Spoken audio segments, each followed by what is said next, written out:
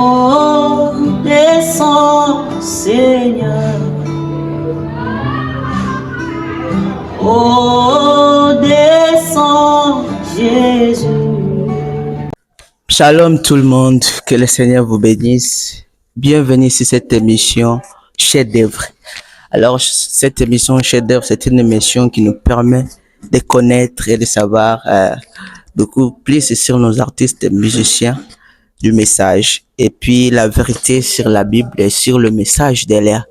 Ici à présent, comme vous le constatez, c'est pas un montage, je suis avec mon frère qui est à côté, le Bro Looms Référence. Donc moi je préfère l'appeler comme ça, Bro Looms Référence. Alors c'est un artiste musicien qui va justement nous parler de sa carrière musicale et puis parler aussi ministère et comment est-ce qu'il a évolué, a débuté aussi à chanter pour Dieu. Alors, Bro Looms, bonjour. Bonjour, monsieur Neville, mon frère, que Dieu vous bénisse. Amen, que vous bénisse aussi. Vous allez bien, j'espère? En tout cas, je vais bien, Dieu fait grâce et vous aussi, je pense. Ouais, nous aussi, nous tenons par la grâce de Dieu.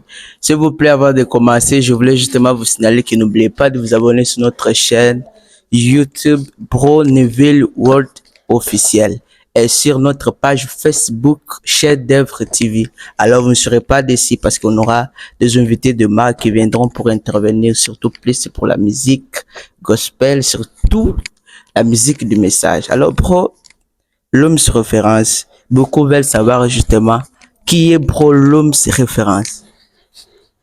Oh là là, Bro Looms Référence, comme on vient de le dire, je suis un frère qui essaie aussi de faire du bruit pour la gloire de Dieu.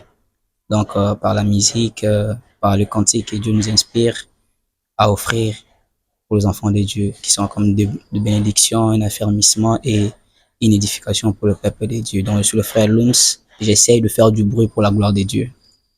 En tout cas, merci beaucoup, frère Looms, pour avoir répondu à notre question. J'espère que vous êtes un artiste musicien. Et vous œuvrez dans quelle église comme ça, ou soit un orchestre? Bon, je n'œuvre pas dans un orchestre, mais je suis croyant du message temps de la fin. J'ai pris à l'église Mont Carmel Tabernacle. Je suis le pasteur Jérémie Ngangabouka, dont je suis aussi conducteur de chant. En tout cas, merci beaucoup. Nous allons aussi pasteur Jérémie Ngangabouka Kampasa. Et puis, Bro Looms Référence. Vous avez des questions ici que votre émission vous a proposé à pouvoir répondre. Alors, la première de nos questions, nous voulons juste savoir, nous parler justement de votre début dans la musique chrétienne et de ce qui vous a poussé à chanter pour Dieu. Oh là là, c'est une très belle question et je ne sais pas comment y répondre. Nous allons essayer quand même, au mieux de notre connaissance, à répondre à cela. En fait, nos débuts dans la musique a d'abord été aussi très difficile. Je me rappelle bien, pour être musicien aujourd'hui, c'est pas une chose facile. Vous savez, d'ailleurs dans le passé, moi je disais que si aujourd'hui, je lui ai dit que si je ne faisais pas la musique, j'allais être un joueur.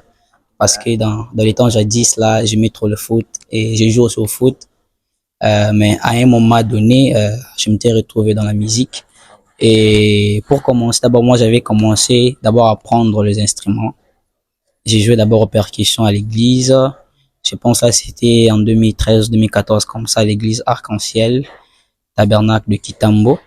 Je pense qu'à ce temps, j'étais avec le pasteur Étienne Amolo, qui est déjà décédé, si je ne m'abuse pas, paix à son âme. Et nous avons commencé à apprendre d'abord les instruments. Donc, j'ai joué à la percussion. Et à un moment donné, je me suis donné aussi à apprendre la guitare. Et j'ai aussi appris à jouer au piano et même à la batterie aussi. Et à un moment donné, comme ça, nous nous sommes lancés aussi au chant. Et je me rappelle bien, c'est ce qui m'a motivé vraiment aussi à commencer à chanter. C'était lorsque nous étions à l'église, on avait un directeur des chants qui s'appelait le frère Joseph Kaboulou, que je salue aussi en passant, qui est aussi pasteur déjà aujourd'hui. C'est lui qui était notre conducteur des chants. Et il y avait des moments où il s'absentait. Et quand il s'absentait, d'ailleurs, il me disait, il faudrait que je travaille aussi à la musique, dans à chanter, parce que il se pourrait qu'un jour, qui n'est personne pour chanter à l'église. Et si je suis là qu'en train de jouer aux instruments, ça va pas faire du bien. Alors d'ailleurs, moi, je le disais, à chanter là, vraiment, cela n'est pas mon affaire. Donc, je me donnais qu'aux instruments, aux instruments, aux instruments. Et à un moment donné, je m'étais maintenant lancé pour commencer à chanter. Donc, je chantais d'abord à l'église, étant membre de la chorale de l'église. Et jusqu'à ce que Dieu nous a fait grâce aussi, on a à composer des chants dont nous avons déjà lancé dans les studios. Et voilà ce que nous sommes aujourd'hui. En tout cas, merci beaucoup, Bro Lums Référence. En tout cas, nous sommes très ravis pour avoir répondu à notre question. Maintenant, si j'écoute très bien ce que vous venez de parler, vous avez dit la personne qui vous a poussé à chanter. Donc, c'est le frère, je sais pas le nom, j'ai oublié peut-être. J'ai parlé du frère Joseph Kabou. Ouais, Joseph Kabou. En tout cas, maintenant, Bro Lums, la deuxième question est que quel est le message principal que vous cherchez à transmettre à travers vos chants? Ok, merci beaucoup. D'abord, j'aimerais revenir à la première question. D'abord, pour chanter, il n'y a pas une personne qui m'a poussé à chanter. Parce que pour d'abord commencer à chanter, on doit avoir une vocation et un appel. Parce que c'est l'œuvre de Dieu. Si quelqu'un nous pousse à chanter, qu'on chante pas parce que quelqu'un nous a dit de chanter, bon, ce n'est pas ça. C'est juste que on a eu avoir une vocation provenant de Dieu. On a un appel de Dieu, mais nous avons quand même des gens qui nous ont encadrés, qui nous ont soutenus et qui nous ont fortifiés de pouvoir faire cette œuvre-là. Donc, pour être inspiré d'une personne, là, c'est trop dur. Donc, pour moi, quand je me retrouve entre des chanteurs aujourd'hui, je me dis que c'est l'appel et c'est la vocation que Dieu nous avait donnée. C'est pourquoi je me retrouve ici. Donc, si c'était pour autre personne, je n'allais pas le faire. Mais comme c'est Dieu qui m'a appelé à le faire, c'est pourquoi je le fais. Ok, ok, merci beaucoup, Brolums. Donc, pour vous, il n'y a pas une personne, parce que chaque personne, peut-être il y a trop de musiciens qui se lancent dans le monde de la musique et puis ils disent, moi, si aujourd'hui je suis arrivé à chanter parce que je suivais un tel vieux, par exemple, qui chantait très bien, il m'inspirait vraiment. C'est pour cette raison, comme on dit, le terme est un mentor. Donc, pour vous, vous n'avez pas même une personne qui vous a vraiment poussé à chanter, soit un mentor pour un bon terme pour la compréhension. Bon, pour être vrai, bon, je n'ai pas une personne, hein. Je n'ai pas vraiment une personne qui m'encadrait et qui me disait non, toi tu dois faire. Non, je n'ai pas vraiment cette personne-là. Ce que je sais, c'est que j'ai une vocation provenant de Dieu. Certes, qu'il y a aussi des anciens, des vieux qui ont commencé avant nous, qu'on suivait. Ok, bro, l'homme se référence. La suivante question est que quel est le message principal que vous transmettez à travers vos chants? Voilà, c'est une très belle question. Quel est le message principal que j'ai transmis aux gens? D'abord, premièrement, j'aimerais dire que bon, il y a une diversité de messages, donc je pourrais dire ainsi, mais le message clé, ou soit encore vraiment le but pourquoi je chante, c'est de pouvoir édifier d'abord les âmes, les enfants de Dieu, parce que même la Bible dit que les dons que Dieu nous a donnés, c'est pour l'édification du corps mystique de Jésus-Christ. Donc, si je chante, c'est pour que la personne qui a des problèmes puisse trouver solution. Si je chante, c'est pour que la personne qui est malade puisse être guérie au travers des cantiques. Parce que le prophète dit que la musique peut même guérir. Donc, en réalité, si nous chantons, c'est pour accomplir d'abord un feu. Hein, donc, pour guérir, pour bénir, pour édifier, pour affermir, tout ça. Donc, c'est un peu ça. En tout cas, merci beaucoup, Brolums Référence, pour avoir répondu encore une fois dans cette question. Et puis, Brolums Référence, vous m'avez dit que, auparavant, vous avez dit, il n'y a pas personne, par exemple, qui vous a inspiré à chanter, c'est l'appel de Dieu. Alors, il y a une petite question qui me revient. La musique pour vous, c'est un don, soit c'est une passion plutôt, soit un travail qui vous procure quelque chose comme argent, par exemple. Ok, merci beaucoup. Si je comprends bien la question, c'est de savoir si la musique est une passion ou encore est une profession. Bon, je pourrais dire la musique ne peut pas être pour moi une profession parce que si je le fais, ce n'est pas pour avoir de l'argent. Moi, je travaille. Je travaille, je me débrouille. Donc, je me débrouille, je fais les études, c'est pour avoir de l'argent. Mais quand je chante, comme je l'avais dit tout au début, que c'est par une vocation. c'est pareil un appel. Et on n'en disconvient pas qu'au travers de cela aussi, nous pouvons aussi recevoir un sou pour manger, mais en réalité, ce n'est pas une profession pour moi. Vous comprenez, non? Ce n'est pas une profession, mais c'est... Donc, moi, je trouve la musique comme une prière, disons.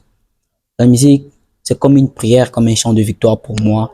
Et quand je le fais, je me sens très bien dans cette peau. Quand je chante, donc je me sens tellement à l'aise et très bien. Ce qui me réjouit que quand je chante, il y a des âmes qui sont bénies, il y a des âmes qui sont édifiées, il y a des âmes qui sont même affermies. Donc, bref, la musique est un appel et une vocation pour moi chez Dieu. Parce que quand on dit même une passion, donc peut-être à un moment donné, je n'aurai plus besoin de chanter parce que c'est une passion. Et quand c'est une profession, donc je pourrais dire que je cherche un gain à gagner derrière. Ok, ce n'est pas une profession, ni encore une passion pour moi. Donc c'est un peu ça. Merci beaucoup. Alors, Proloms, il y a aussi une question qui suit. Est-ce que il y a aussi des moments où vous rencontrez des difficultés, par exemple, quelles sont les plus grandes difficultés que vous avez rencontrées dans votre ministère, ou je peux dire votre... Merci beaucoup encore pour cette belle question. Les plus grandes difficultés rencontrées dans ma carrière. Il y a quand même, je pourrais dire, il y a 2 fois, on a une composition que nous avions mis en place, on s'est travaillé sur ça. Mais parfois, vous vous retrouvez dans les hauts et les bas, donc vous n'avez pas mettre l'argent pour enregistrer au studio. Ouais, c'est une difficulté aussi. Mais par la grâce de Dieu, on s'en sort toujours à pouvoir décanter la situation. Et il y a même aussi des temps où on manque le sommeil. Ouais.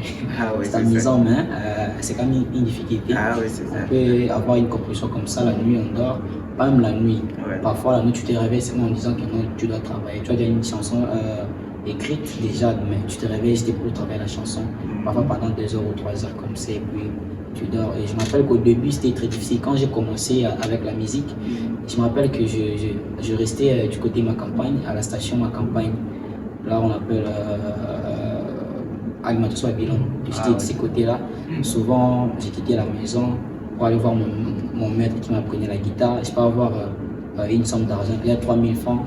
Je vais me dire, non, si j'ai utilisé ces 3000 francs ici, mais qu'est-ce que je vais donner au maître? Parfois, je faisais les pieds jusqu'à Willery, juste pour aller apprendre la guitare. Donc, c'est parmi les difficultés que j'ai rencontrées dans ma carrière musicale. Donc, à part ça, je pense que tout va bien. Bon, quand vous dites tout va bien, même du côté financier, est-ce qu'il y a une personne, par exemple, qui vous finance, ou si vous faites des événements, des concerts, soit des sorties de vos chansons? Bon, pour être financier, je me rappelle que j'étais financier par mon pasteur quand j'ai enregistré la chanson Le Cri des larmes. Oui, mon pasteur m'avait donné aussi une somme là avec ce que j'avais. Et j'avais rassemblé et je suis allé enregistrer la chanson. Quand j'ai enregistré la chanson Le Cri des larmes, et après c'est mon pasteur, le pasteur Jean-Michel qui m'avait soutenu à me remettre quelque chose là, qui m'avait aidé aussi pour les concerts. Souvent je me débrouille pas mal vraiment. Je me débrouille, même le concert que j'avais organisé récemment, c'était le 21 janvier 2023. Je m'étais battu seulement pour l'organiser, mais il y avait aussi quand même du soutien, surtout de mon pasteur, le pasteur Jérémy, qui m'avait aussi soutenu du côté moral et même finance aussi. On s'est débrouillé. En tout cas, merci beaucoup pour notre référence. Enfin, vraiment, s'il vous plaît, veuillez vous abonner sur notre chaîne YouTube Billboard officiel et sur Facebook, notre page est là, Chef d'œuvre TV. En tout cas, partagez aussi ma chère frères et sœurs, ça sera aussi pour la gloire de Dieu. Pour l'homme sur référence, est-ce que vous avez déjà composé combien de chansons depuis que vous avez commencé à chanter?